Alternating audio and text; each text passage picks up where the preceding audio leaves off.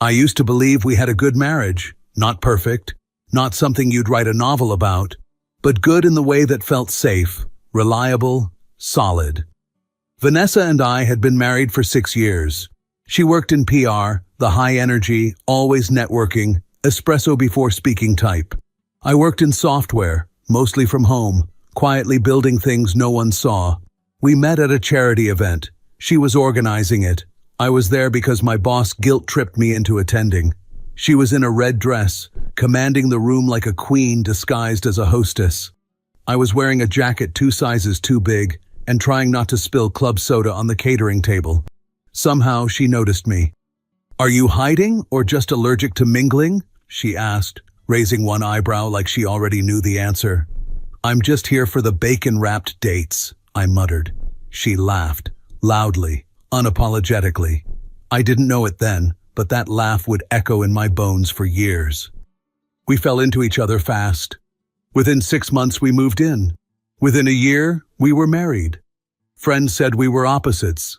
She lit up every room, and I was the shadow in the corner, steady and still. But somehow, we worked. Like rhythm and bass. She called me her quiet place. For years, I wore that like a badge of honor. Our home was neat, cozy, filled with books she never had time to read and candles she never lit.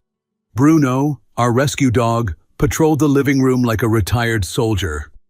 Dinners were usually takeout unless it was Sunday. That was our cooking day. Lasagna, tacos, stir-fry. She'd dance around in socks while I chopped onions, both of us off-key and pretending we had rhythm. We weren't passionate, but we were consistent. We didn't fight, we didn't cheat, we didn't scream. I thought that meant we were happy. The first signs? They were so easy to overlook, like how she started getting dressed up for client dinners that I never heard about until the day of. Heels, hair curled, lipstick she never wore at home, or how she started locking her phone, even though we'd never had passcodes before. Security stuff for work, she said. Sometimes she'd come home with a new scent clinging to her, something expensive and masculine that wasn't mine. But every time doubt rose in me, I silenced it with logic. She's in PR, she meets people, she hugs clients. It's her job. Don't be that guy. She still kissed me goodnight, still called me babe when she wanted something, still smiled in photos. So I played my role: husband, provider, listener, fixer of leaky sinks and picker-upper of dry cleaning, silent background to her glowing foreground. And I thought that was enough. I didn't realize yet that I had become a character in someone else's show, a placeholder, a technicality, a husband on paper, useful, present, but not chosen. I should have noticed sooner. But you don't look for cracks in the wall when you're busy hanging portraits of a life you think you're living. It started with lipstick. Not just any lipstick, that shade. The one she used to joke was too bold for a married woman. Suddenly, it became her signature. Dark, velvety, confident. Like it belonged to someone else. I remember the first night I noticed it. She was standing by the mirror, checking her earrings. Hair curled, neckline sharp, heels too high for a networking dinner. "Do I look overdone?" she asked without turning. "You look like you're going to seduce the CEO," I joked. She smirked at her reflection. Maybe that's what gets deals closed. It wasn't the words that bothered me. It was the way she said them, like she wasn't joking, like she liked the idea of it. I stood in the doorway holding our dog's leash, Bruno wagging impatiently beside me. "Do you want me to drop you off?" She shook her head too quickly. No, it's all the way downtown. Valet's covered. You stay in. Enjoy your quiet night." So I did. I microwaved leftover curry, let Bruno eat too many chips, and fell asleep on the couch halfway through a documentary I wasn't really watching. When I woke up, it was past midnight. She wasn't home. Her phone went straight to voicemail. One tick on the message I sent. She walked in at 1:24 a.m., heels in hand, eyeliner smudged like she'd been laughing or crying, or both. "You're still up?" she said casually, kicking off her shoes. I sat up. You didn't answer your phone. She kissed me on the forehead like I was a child with a fever. Battery died. It was loud. You worry too much. No apology, no explanation. Just a soft pat on the head and a flick of perfume trailing behind her as she disappeared into the bathroom. I told myself not to spiral. One late night doesn't mean anything. She works hard. She entertains clients. That's what people in PR do, right? But the nights stacked up. Then weekends. Then a whole work trip that didn't appear on her calendar. Or our shared Google one, which we used for everything from vet appointments to friend birthdays. And always the same lines. Why are you being paranoid? Is this about your trust issues again? Mark, I need space or I'll suffocate. I'm not doing anything wrong. She would say it with such conviction that I'd question my own memory. Had I always been this suspicious? Had I always been this needy? She was smart like that, not cruel, just skilled. She never raised her voice, never insulted me directly. She just planted seeds, watered doubts, smiled. Don't be that kind of husband, she whispered once, pulling my face close while I stood in the hallway, barefoot, holding her forgotten charger. You're better than that. And stupidly, I believed her. Because I wanted to. Because believing her meant preserving the version of my life that made sense. Because the alternative, the thought that I was being lied to, used, managed, felt too humiliating to entertain. But cracks don't disappear. They just spread beneath the paint. It was a Thursday. Not a significant one. Not a birthday. Not an anniversary. Not even a particularly stressful day. Just ordinary. Harmless. A Thursday like any other. Vanessa had left in a rush that morning, late for what she called a last-minute client brunch. She barely finished her coffee, threw on that tan blazer she always wore when she wanted to appear approachable but in control, kissed the air near my cheek, and disappeared with the sound of heels tapping against tile. About an hour later, I noticed her laptop was still on the kitchen island. The lid slightly open, screen dim, but still alive.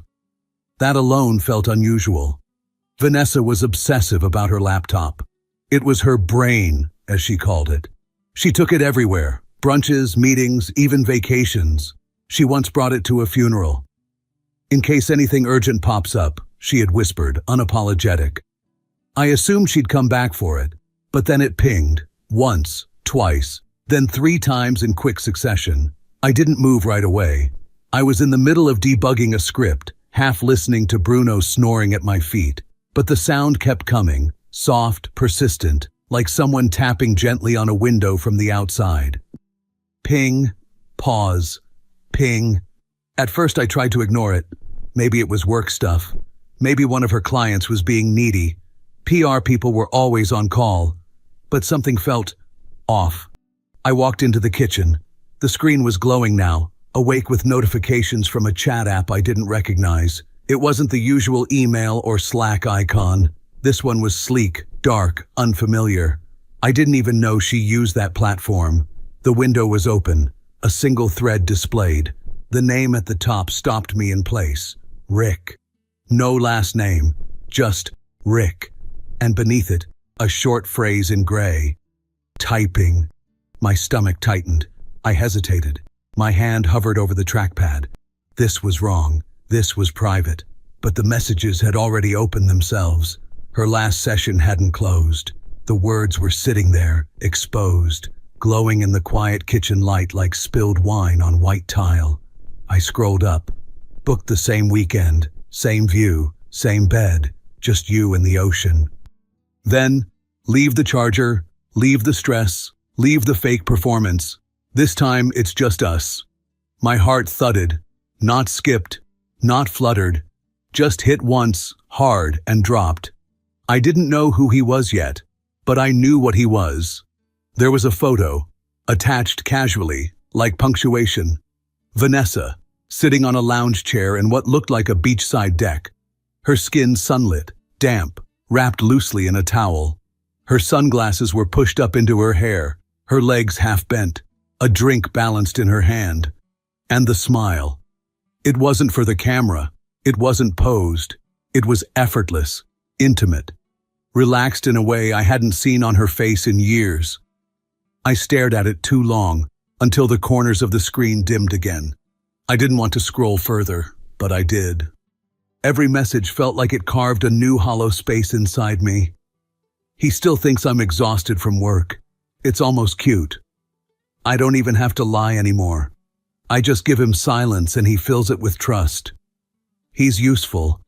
A technical husband, pays bills, keeps the seat warm. My jaw clenched. I didn't know if I wanted to scream or sit down. Instead, I stood there, frozen. The chat thread continued.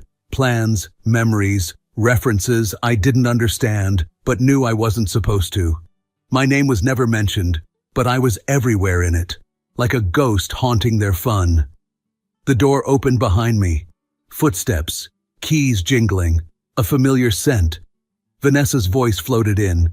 "Hey babe, can you—" She saw me, standing still, facing her laptop like it was an open grave. Her expression didn't crack immediately. She was too trained for that, too rehearsed. But I saw it. A flicker of calculation behind her eyes. She placed her shopping bags down slowly, then spoke with cautious lightness. "You okay?" I didn't answer. Her eyes shifted toward the laptop. She understood. She took a step forward, almost gently, her tone soft, dipped in calm like honey.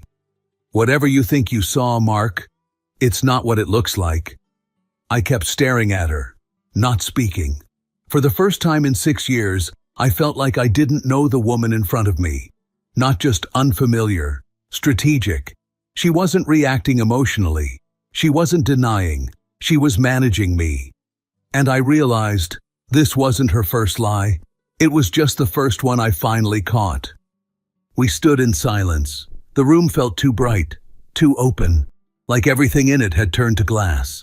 I could hear the hum of the refrigerator, Bruno's nails clicking on the floor behind me, and the faint sound of Vanessa breathing. Slow, even, like nothing had really changed. "I saw the messages," I finally said.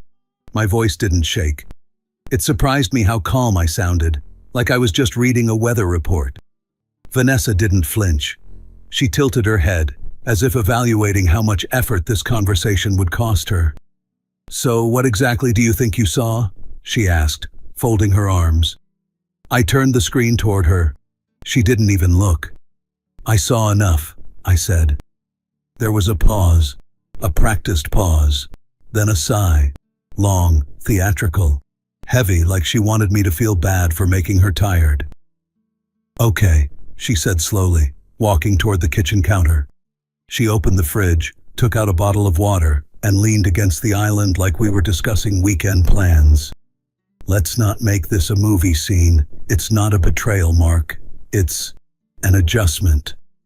"An adjustment," I repeated hollowly. "To reality," she clarified. "To what this has become. Look, you're a good guy, stable, generous, safe, but you stopped being everything years ago. Maybe you never were." I stared at her. She said it like she was pointing out that I left the milk out. "I've given you everything," I said slowly. "Everything I had." She finally looked at me, really looked, and smiled, not with warmth, but with condescension. "And I gave you structure, direction, a life you wouldn't have built on your own. Don't act like I've leached off you. This was mutual convenience." I felt a coldness move through me. "You're sleeping with another man," I said, not raising my voice. "You've been lying to me for months, maybe longer." She raised an eyebrow, amused. "Years," she corrected. "If we're being honest." My fingers curled against the edge of the countertop. "And Rick?" I asked. "What is he?" She shrugged. "What you're not." Then, calmly, she took a sip of water and added, "He doesn't make me feel like I'm on mute. That's the difference." Her words landed like a slap, but her tone remained soft, even sympathetic. That made it worse. "You could have left me," I said. "You didn't have to build this double life." She laughed gently. "Oh, Mark, you think this is a double life?" "No. This," She gestured to our house, the dog, the calendar on the wall with shared appointments. This is the side life. The box I checked to make everyone else comfortable. The illusion. You're part of the costume. I stared at her in disbelief. So I'm what? A prop? She stepped closer. Her voice lowered, not in shame, but in confidence. You're my technical husband. That's what I called you, yeah. Because you check the boxes, taxes, family events, home repairs. You're a system that runs in the background. And I needed that. The silence that followed wasn't empty. It rang in my ears. But Rick, she said, as if tasting the name, he's real. He's where I am when I'm not pretending. Something broke in me, not loud, just quiet and final, like a string snapping under too much tension. And what do you think I am now? I asked. Still part of the costume? She looked at me for a long moment, then said softly, that depends. Are you going to make a scene or keep playing your role? I didn't say a word. Not because I didn't have questions, not because I didn't want to scream, but because suddenly everything, every possible reaction, felt hollow, pre-written, predicted. And that's what made it worse. She expected this. She built for it. She had backup lines ready, a safety net of logic, emotional insurance policies stacked behind her eyes. She called me a technical husband and watched me absorb it without blinking. What would have been the point of arguing? I ended up in the living room, standing still for what must have been minutes. My hands were limp at my sides, my breathing shallow, like the air had thickened and I had to work harder just to pull it in. The walls looked unfamiliar. Every photo frame, every carefully placed candle, every decorative pillow, they all felt curated for someone else's life. Like I was inside a perfectly staged open house and the real owner would be back any minute. I sat on the edge of the couch. Bruno wandered over and placed his head gently on my knee. I didn't pet him. My brain was running 2 speeds at once. The surface level was blank, numb. Underneath, everything was loud and incoherent. What did I miss? How long had I been just a setting, a convenience, a prop? I thought back to our wedding, her vows. I feel safe with you. It made sense now. I was the storm shelter, not the storm. From the hallway, I heard drawers sliding open, her voice humming something. No shame, no hesitation. She was changing clothes. Clothes for what? For whom? For another version of herself? The sound of a zipper snapped me back into my body. I stood up, walked to the hallway closet, opened the bottom drawer where we kept travel bags. My hand landed on the black duffel we used for weekend getaways. Funny how small it looked now, how ridiculous the idea of getaways felt. I pulled it out, carried it back to the bedroom. She was in there, sitting at the edge of the bed, legs crossed, scrolling through her phone like nothing had happened. She barely looked up when I came in. I dropped the bag on the floor, unzipped it. Behind me she spoke, still not looking. You're packing? I didn't answer. I moved to the dresser, opened the top drawer, and began folding shirts. Not carefully, not angrily, just methodically, like I'd done this 1,000 times. She finally looked up. Where are you going? I folded a sweater. No response. She clicked her tongue and leaned forward. You don't even know, do you? I shrugged. That's mature, she said, quietly venomous. Just run away and let the silence do the talking. Classic. I turned toward her, holding a pair of jeans. I'm not running, I said. I'm just done pretending this is real. She gave a soft, condescending smile. This is real, Mark. Just not the version you wanted. I zipped the jeans into the bag. This isn't a version. This is a lie with scented candles. She stood up, now irritated.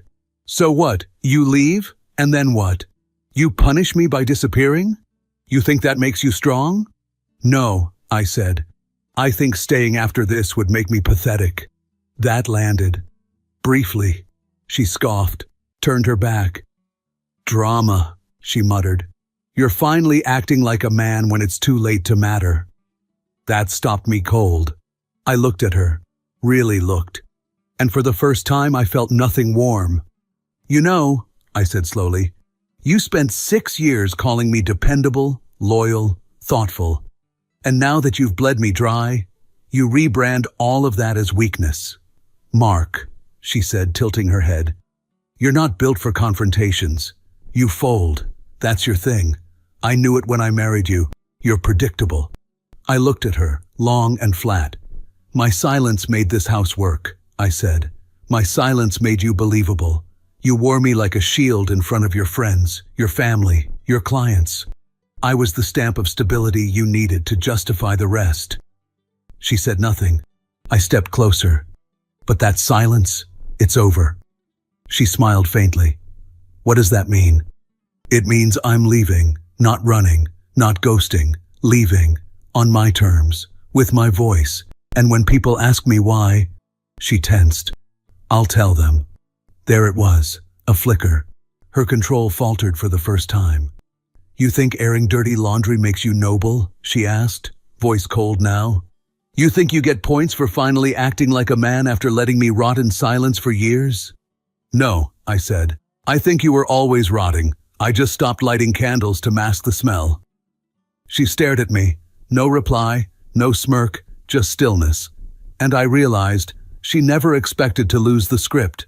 She expected pain, guilt, maybe begging, but not this, not composure, not finality.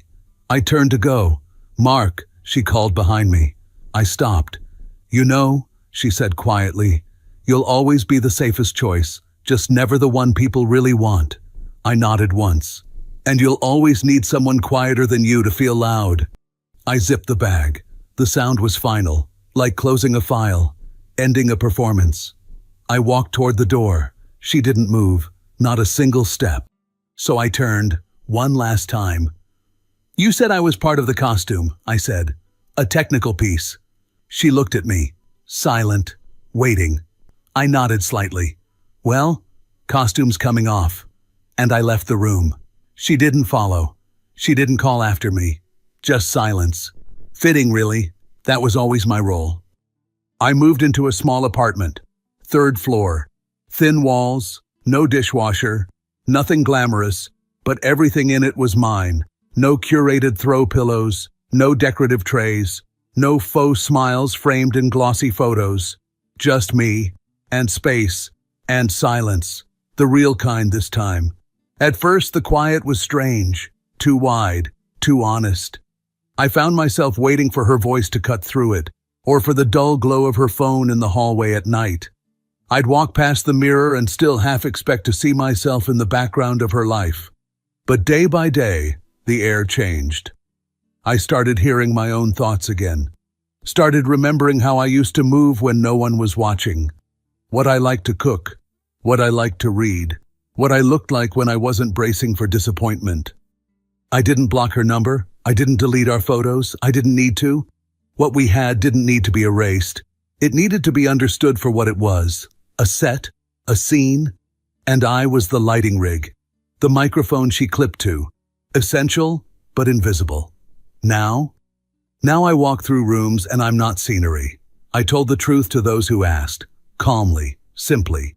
No rage, no dirty details. Just this. She needed a mask. I was the most convincing one. Some people were shocked. Some weren't. Turns out, the truth was visible. I was just the only one who kept blinking it away. Vanessa texted me once more. One sentence. "You'll regret walking away from someone like me." I didn't reply, because I already had. Not now.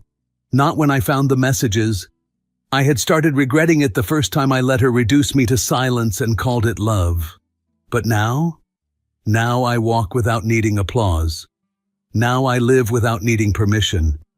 And when I look in the mirror, I don't see someone she left behind. I see the man she never really met.